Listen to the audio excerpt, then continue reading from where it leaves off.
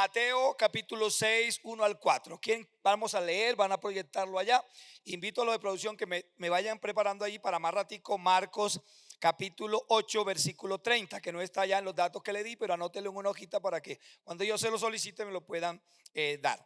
También aprovecho aquí para saludar a todos los amigos que están en las redes, conectaditos en sus casas, en sus vehículos, en el trabajo. A ustedes un abrazo fraternal y prepárese que Dios tiene hoy algo para usted. ¿Listo? Vamos a leer en la Reina Valera 60. Todos a la voz de tres. 1, 2 y 3. Guardaos de hacer vuestra justicia delante de los hombres para ser vistos de ellos.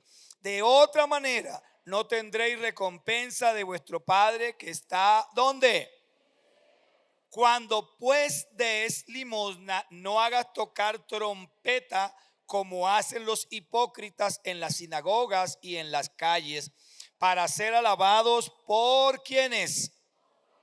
De cierto digo que ¿qué pasa? Quien haga eso ya tiene su recompensa. Sigamos el 3. Mas cuando tú des limosna, no sepa tu mano izquierda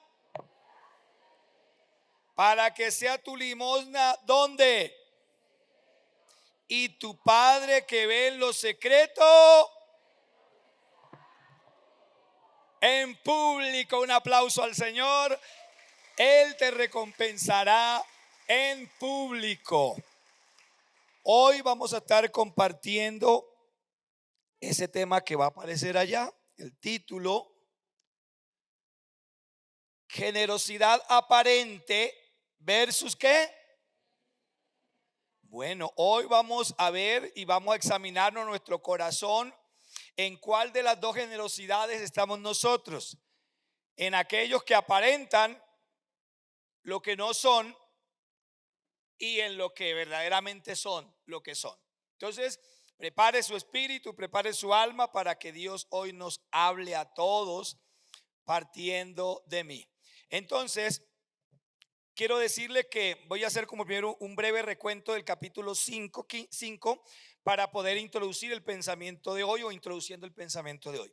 Cuando el Señor Jesús enseña sobre las bienaventuranzas, la primera enseñanza del Sermón del Monte son las bienaventuranzas. Luego Él pasa a lo que empezó a definir. Dijo: ustedes son la sal y ustedes son la luz del mundo, o sea, refiriéndose a la iglesia, lo que nosotros somos. Y luego, específicamente en la Reina Valera, los exégetas que tradujeron la Reina Valera la dividen de allí en adelante el resto del capítulo en seis perícopas o porciones. En 5 de ellas usan los siguientes subtítulos. Voy a leerle los subtítulos. Jesús y la ley. Vayan prestando atención a ver qué es lo que más se repite. Jesús y la ley, los versículos 17 al 20. Jesús y la ira, versículos 21 al 26. Jesús y el adulterio, versículos 27 al 30. Jesús y el divorcio, 31 y 32. Jesús y los juramentos, 33 al 37. En los versículos 38 al 48, que fue lo que se compartió hace 8 días, el subtítulo es el amor hacia los enemigos. Y yo pienso que debía llamarse Jesús y el amor a los enemigos. Pero los exégetas, los que tradujeron la Reina Valera, le omitieron Jesús y pusieron el amor al prójimo. ¿Cuál es la palabra que más se repite o qué es lo que más se repite? Jesús, el nombre Jesús, Jesús, Jesús, Jesús. Entonces eso indica que Jesús va a tomar una postura frente a cada uno de esos conceptos, lo que ellos venían haciendo y lo que Jesús ahora va a plantear. Jesús no vino a cambiar, como él dijo: yo no vine a cambiar nada de la ley, yo vine a reflejar la verdadera ley, la ley del amor. Yo vine a mostrarles qué es lo que Dios quiso decirles a ustedes y a corregirle la manera incorrecta que ustedes han interpretado la ley. El capítulo 6, que es donde empezamos hoy, hallamos en línea secuencial 3 subtítulos más con la frase Jesús y. Para hoy tenemos Jesús y la limosna. Así lo traduce la Reina Valera. Otras versiones traducen Jesús y puede ser y la generosidad y el dar a los necesitados. Bueno, en cuanto a las 5 porciones donde el subtítulo es Jesús y en el desarrollo del mensaje, Jesús les dijo a sus oyentes: allí mientras está diciendo Jesús y la ley, Jesús y esto, Jesús y el adulterio, Jesús dijo esta frase en cuatro de esos, de esos 5 veces donde Jesús en cuatro de ellas Jesús dijo esta frase. Alguna de ellas fue: oíste que fue dicho, lo expresa 2 veces. También fue dicho una vez. Además habéis oído que fue dicho otra vez. Esta expresión indica que el Señor estaba citando el fundamento doctrinal que los religiosos de su época tenían, es decir, la aplicación que ellos hacían a la ley mosaica, que era literal. O sea, el problema de ellos era que es decir, expresaban literalmente. Por eso el ojo por ojo, diente por diente, y muchas otras cosas, ellos la llevaron al plano literal. Y además de llevarlo al plano literal, que la pastora Rocío compartía hace 8 días, ellos se atribuyeron cosas que no eran de ellos. Eso era de la justicia. Los jueces eran los que estaban llamados a aplicar. La labor de ellos era, si veían alguna persona que cometía tal falta, retener a esa persona y llevárselo a los jueces, lo que debe hacer la ciudadanía hoy día. Pero es lo mismo que hace la ciudadanía hoy día: hace justicia por sus propios medios. Matan a una persona, la violentan porque la persona cometió un delito.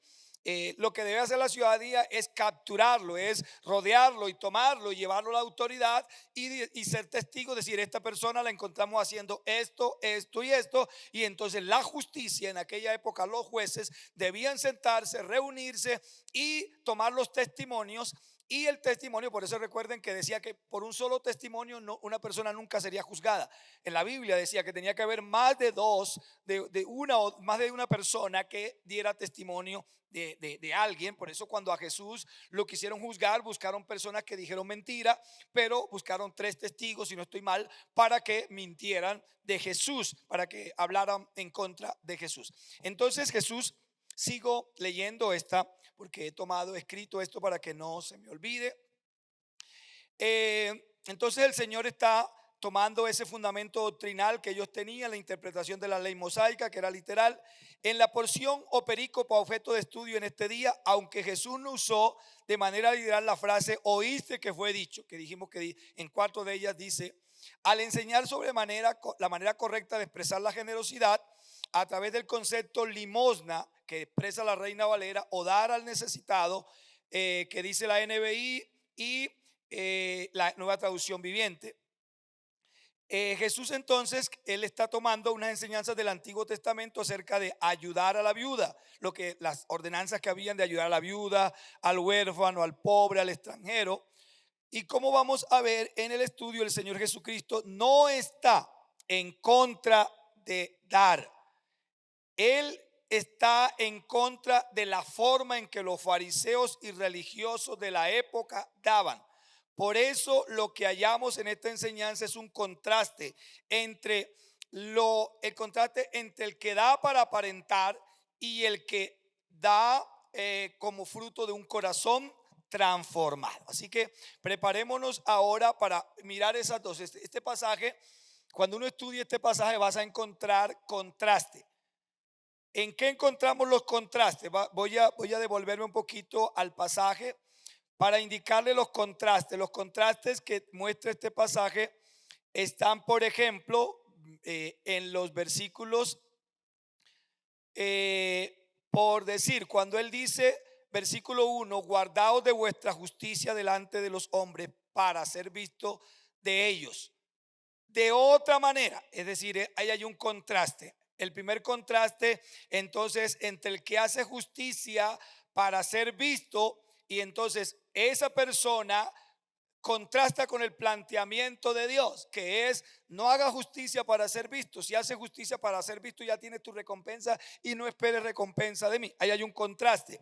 Hay un contraste en el versículo 3, más cuando tú des limosna. Ese más significa que está contrastando con lo que venía diciendo anteriormente. Como son solamente 4 versículos, encontramos en estos 4 versículos 2 contrastes que vamos a estar analizándolos en el desarrollo del tema.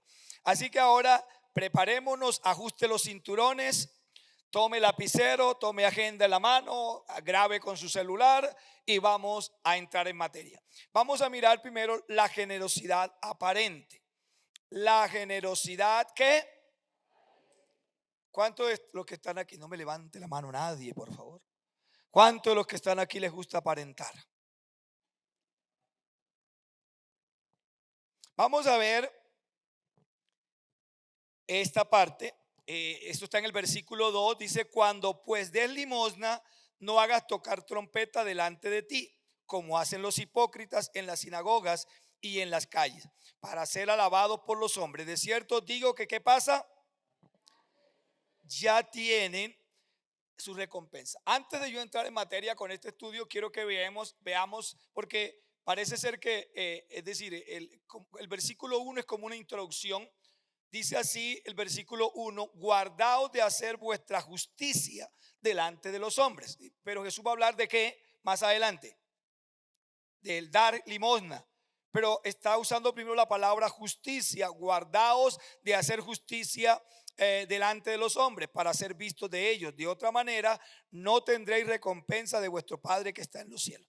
Y nos haríamos una pregunta: ¿por qué Jesús va a enseñar? Si Jesús va a enseñar acerca de dar, de ayudar al necesitado, introduce esta perícopa advirtiendo que a ese auditorio que se cuiden de hacer justicia para ser vistos de las demás personas. Quiero tomar un concepto de el teólogo William Barclay. Este teólogo dice que en el sentido de la literatura judía y del pensamiento judío, dar limosna y ser justo era la misma cosa. Dar limosna y ser justo era la misma cosa. Y la esencia estaba en el gran mandamiento, cuando dijo: amarás al Señor tu Dios con toda tu mente, con toda tu alma, con todas tus fuerzas, con todo tu ser. De allí estaba la esencia. Entonces, por eso parte Jesús de ese versículo donde dice, habla de la justicia. Vamos a continuar. Los generosos por apariencia. Seguimos con el grupo, el primer grupo, los generosos por apariencia. En la Biblia, ¿qué significa en la Biblia la palabra aparentar? Porque hay términos que significan una cosa en la justicia, significan otra cosa en la parte de la medicina, significan otra cosa en la parte, bueno, civil. Bíblicamente, yo voy a tomar el concepto bíblico. La palabra aparentar significa fingir, que pues eso también significa normalmente, ¿no? Simular. Tiene una connotación negativa, es decir, que normalmente el que aparenta, la palabra aparentar es que negativo, no es positivo, es negativo. Todo aquel que aparenta ser algo está usando o se está inclinando hacia la línea de lo negativo. Aparenta. Recuerden que Satanás aparenta ser ángel de luz, ¿cierto? ¿Y qué pasa a la persona que aparenta? Que el que aparenta puede engañar a muchas personas. El que aparenta puede engañar, y ahí está la connotación de lo negativo, ¿no? Entonces, donde alguien muestra una piedad o una cualidad que no tiene en realidad. Los generosos por apariencia, vamos ahora a describirlos. ¿Cómo son según lo que Jesús nos enseña?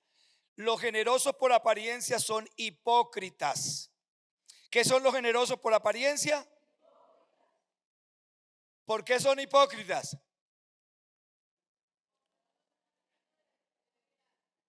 Porque el que aparenta tiene dos caras.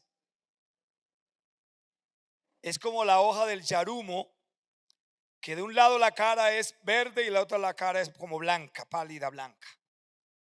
Que aquí no hayan las hojas de yarumo. Que en la iglesia no haya las hojas de yarumo. Hace 15 días el pastor William predicó: vuestro sí sea sí o no, no. Y yo los animo a ustedes y me animo a mí mismo, porque sé que muchas veces como que jugamos aquí y como que jugamos acá. No, y estas enseñanzas son para que nosotros las vivamos, no son para que se predique, no, es para que las vivamos. Nuestro sí sea sí, nuestro no sea no. Hace 8 días nos hablaban del amor a los enemigos. Jesús dice: no solamente tu semejante, no solamente tu hermano, tu amigo, tu semejante también, aún el que te ha hecho daño. Y bueno, nos explicaron que era poner la otra mejilla, que no era para que decir, me pegaste, pégame. No, tiene otra connotación. Bueno, seguimos. Entonces, ¿qué son los que aparentan? Hipócritas. Y dice el versículo bíblico, la parte B del versículo 2.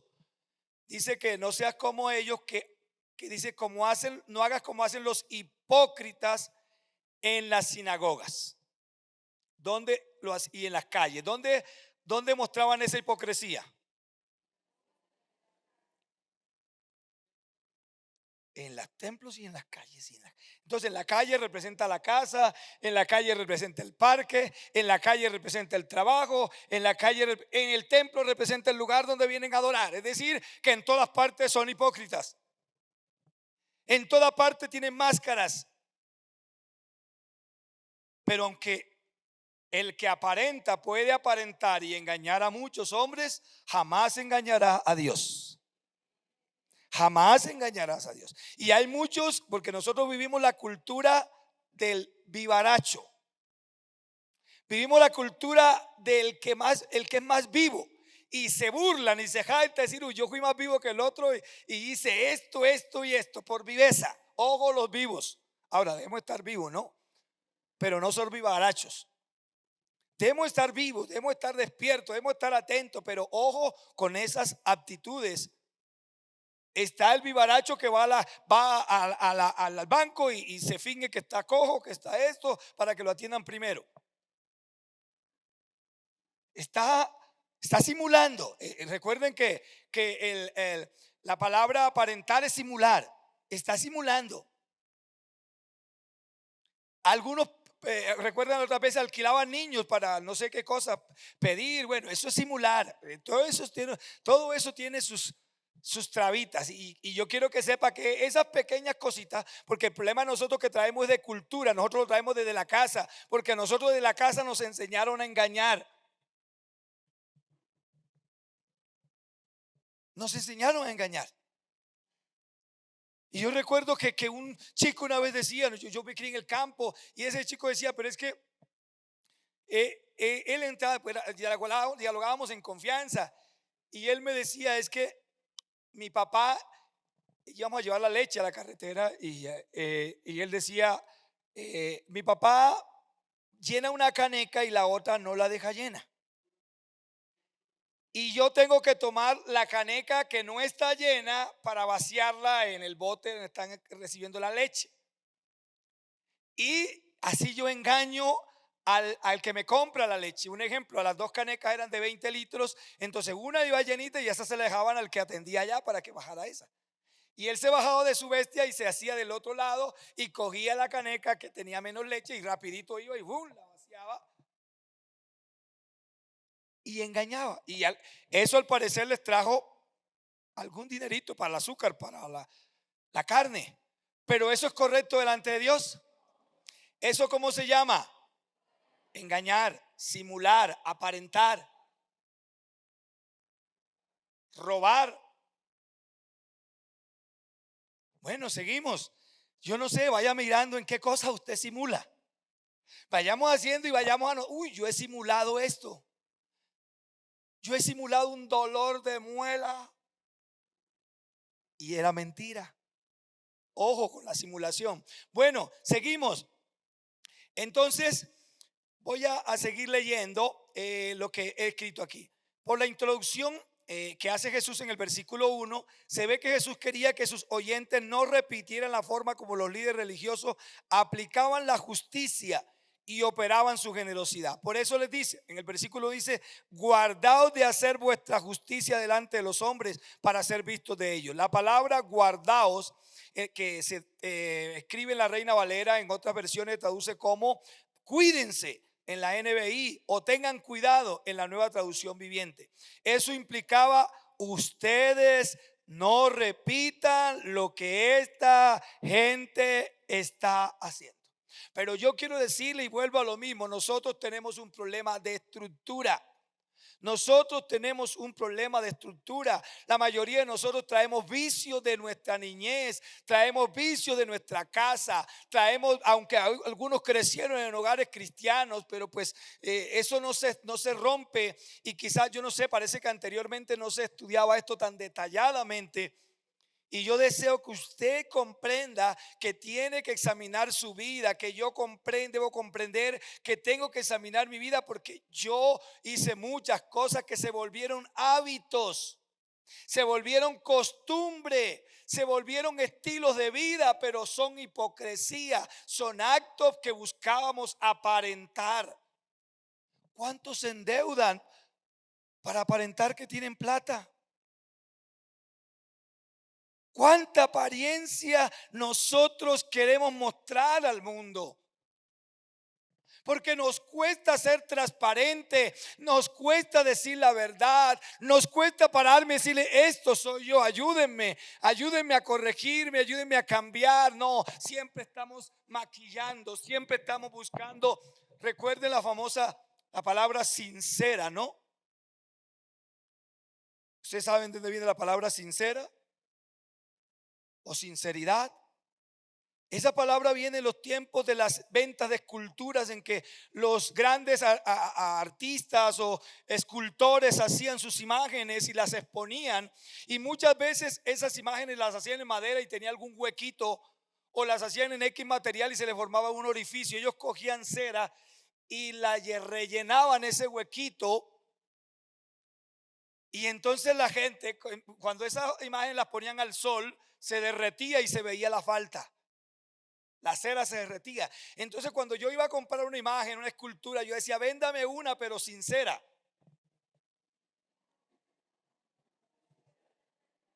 Véndame una, pero sincera. Sincera, sin ese material de las abejas. No le ponga cera, no le ponga. Y de allí nació la palabra sinceridad. O sea, sin añadidura. Una persona sincera es una persona sin hoyos tapados. Es decir, falsamente, ¿no? Si te vas con ese aprendizaje y lo pones en práctica, me gustaría. Bueno, seguimos. Jesús describe a los maestros e intérpretes de la ley como hipócritas. Él está hablando con una comunidad. No sé si allá habrían intérpretes de la ley o no.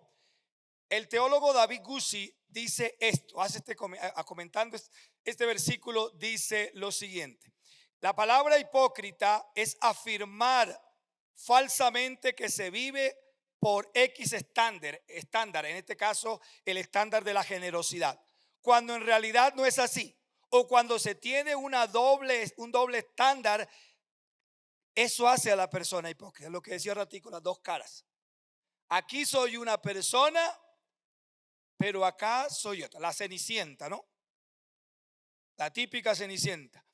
Durante el día yo soy la aseadora, y en la noche soy la princesa. Ahora, de arreglarnos, de ponernos bonitos y elegantes, pues qué bien, pero no para aparentar. Nunca lo haga para aparentar.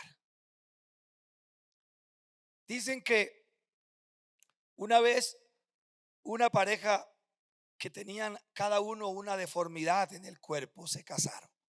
Pero durante el noviazgo cada uno ocultó su problema que tenía y no se la contó al otro. Era parte de su cuerpo. Y la noche de luna de miel, que tenían que desnudar sus cuerpos, la mujer le dice: mira qué pena, yo te engañé. Y él le dice: ¿y qué decir yo? ¿Y yo con qué? Cada uno había engañado al otro. Espero que tú no digas: ¿y yo con qué? Entonces, Dios demanda esta enseñanza de hoy. Cristo está demandando integridad y rectitud entre nosotros, transparencia. Tenemos que aprendernos a quitarnos el velo. ¿Sabes qué? Hoy día está primando una cultura nueva que se está formando en la iglesia, y es que debemos, escuchen esto, debemos en ciertos momentos y escenarios mostrar nuestra vulnerabilidad. Ha habido mucha apariencia en la parte pastoral. Los pastores de antaño nunca hablaban desde el púlpito de sus debilidades. Y bueno, y si no lo quieren hacer, pero luego salían a flote sus debilidades. Y si bien es cierto, yo no puedo poner mis debilidades en la picota pública, yo sí debo decirle a ustedes, yo no soy perfecto. Yo cuando conocí el evangelio creí que los pastores levitaban. Yo los veía como caminando en el aire. Y eso frustra, eso lleva a uno a sentirse, cuando yo llego al nivel de mi pastor. No, el pastor también tiene debilidades, el pastor también se equivoca, el pastor también falla, el pastor también peca. Que somos seres que luchamos por vivir en santidad, sí. El pastor también tiene problemas en su relación matrimonial. El pastor también tiene discusiones con su pareja. El pastor también tiene problemas económicos. El pastor también llora. El pastor también sufre allá en el silencio. ¿Se imagina ustedes la cantidad de llanto que el pastor tiene en su habitación muchas veces? ¿Se imagina? El pastor es como el artista muchas veces que tiene que cantar y él tiene que tratar de dejar su dolor allá, su tristeza, para salir acá y cantar. Pero yo quiero decirle, yo no quiero cantar con máscaras, yo no quiero predicar con máscaras. Yo quiero que sepan que el día que estoy triste y debo luchar con mi tristeza y debo luchar con mis problemas, pero tengo que decirle, estoy triste.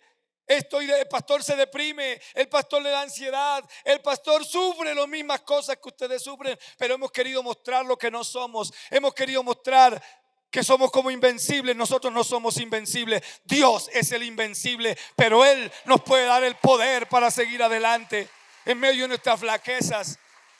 Pero tenemos que ser transparentes. Qué bonito hablar de frente a frente con un hermano que viene con sus problemas morales y yo le puedo decir, hermano, yo también he luchado con eso.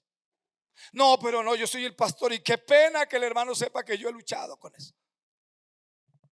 Pastor, es que yo miento. Yo decirle, hermano, no está bien, eso es incorrecto, pero yo quiero decirle que yo también he mentido.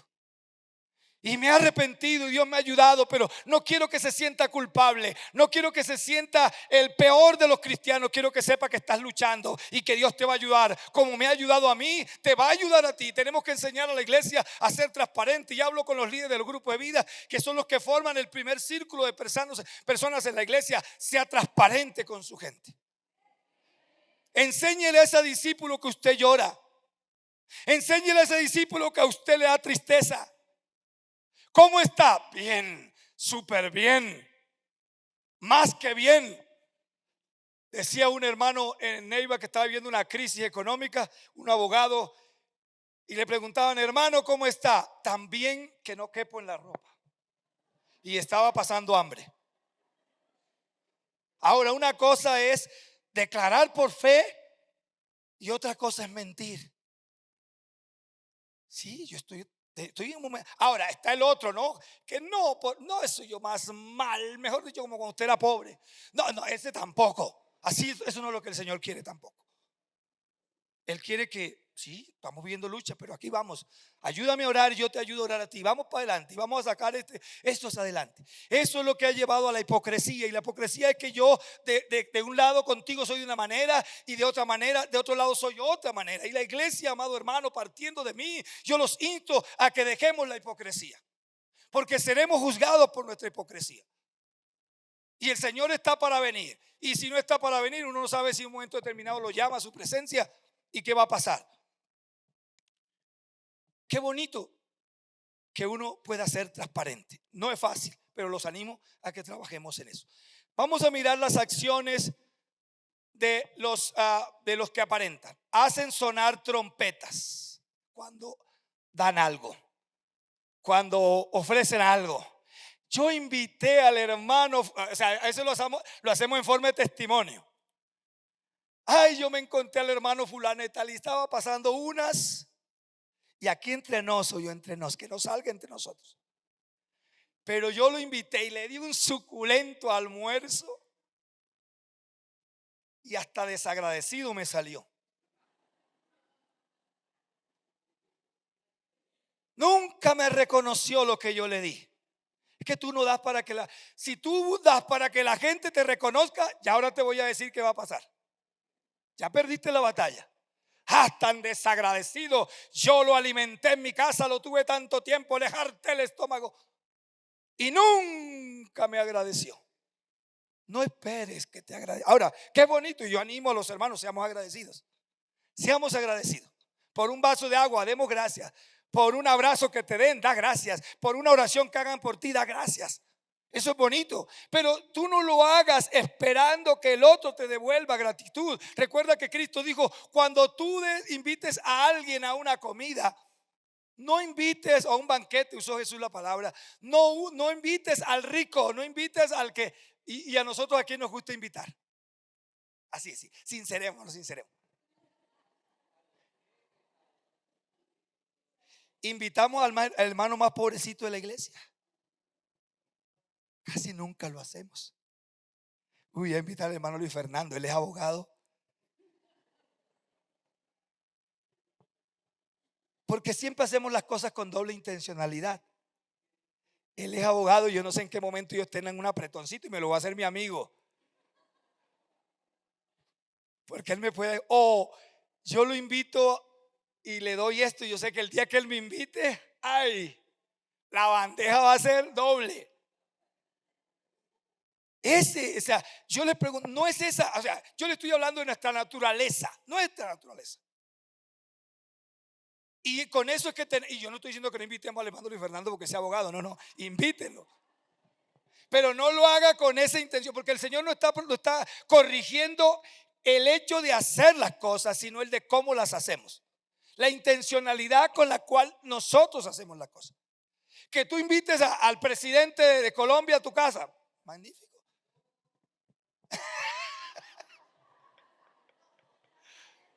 Magnífico.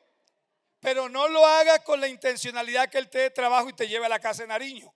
Ahí es que está el problema. Allí es donde está el problema. Y eso es lo que la palabra de Dios hoy quiere que corrijamos. No que no invites, no que no demos, pero no des para. Si es para la gloria de Dios. Si es para honrar a Dios. Si es para glorificar el nombre de nuestro Señor Jesucristo. Para eso debemos dar, porque nosotros no damos porque nos sobra, damos muchas veces porque nos sobra, damos porque nos falta, pero damos con amor. Sigo, entonces las acciones hacen tonar trompetas. Ya sonó la trompeta. Cuando pues des limosna, no hagas tocar trompeta delante de ti. Era una costumbre, escuchen esto, era una costumbre en los tiempos de Jesús el llamar la atención con la cantidad de donaciones que se hacía, buscando que se me reconociera como generoso. Ustedes recuerdan la experiencia de Lucas 21, 1 al 2, cuando Jesús está en el templo y se paran. Bueno, la Biblia no entra en detalle, pero cuando uno estudia a los comentaristas dice que los ricos se paraban en fila y hacían fila para diezmar y ofrendar. Y cada uno cambiaban y a muchas monedas para que sonaran. Allí va mi ofrenda, y sonaba y salía sacando pecho. Pero dice, ¿qué hizo la viuda? Las mujeres suelen tener a veces un bolsillito por aquí, sobre todo las abuelas. Y va la abuelita metiendo su mano al bolsillo, en secreto allí, saca lo único que tenía, sus 2 moneditas, y ella sin hacer bulla, quizás con la cabeza, coloca. Y Jesús dice, vengan, llama a sus discípulos, Pedro, Juan, ven. ¿Qué, Señor? Mira, ¿vistes a los ricos? Sí, Señor, y echaron mucha plata. ¿Y usted fijaste en la viuda? No sé. Ella echó todo el sustento que tenía. Ella echó.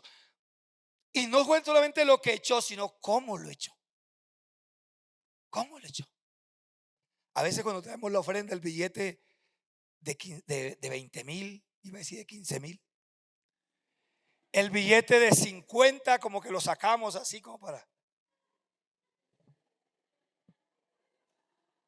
Pero cuando traemos las moneditas, no queremos que suene y metemos la mano hasta el fondo. Que no se dé cuenta el hermanito que yo eché fueron 200 pesitos.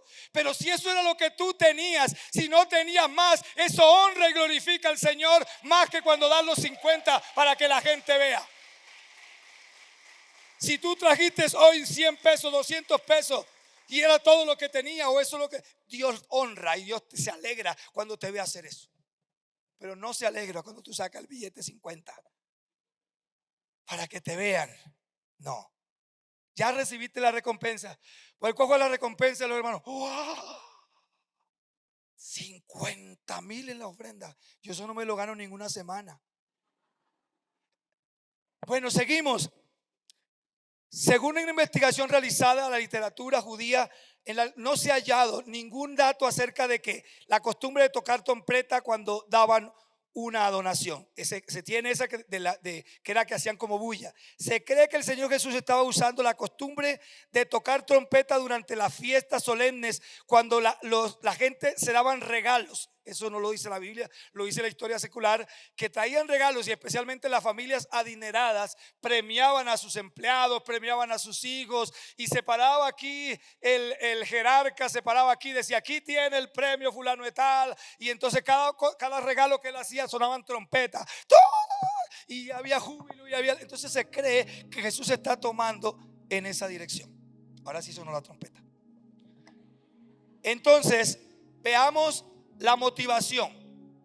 ¿Con qué motivación dan esta gente? Buscan ser vistos y elogiados por la gente, para ser alabados por los hombres. Así dice el versículo 12. Para ser alabados por los hombres. Su recompensa, de cierto digo que ya tienen su recompensa.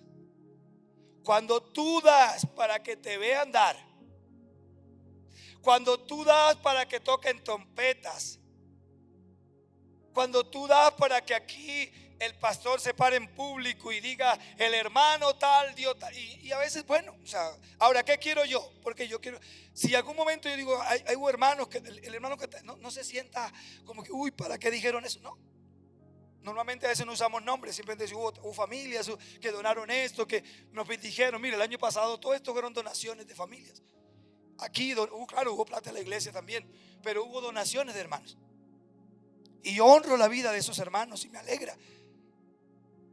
Pero espero que ellos lo hayan hecho así como la palabra. Y por último, generosidad genuina. Los versículos 3 y 4.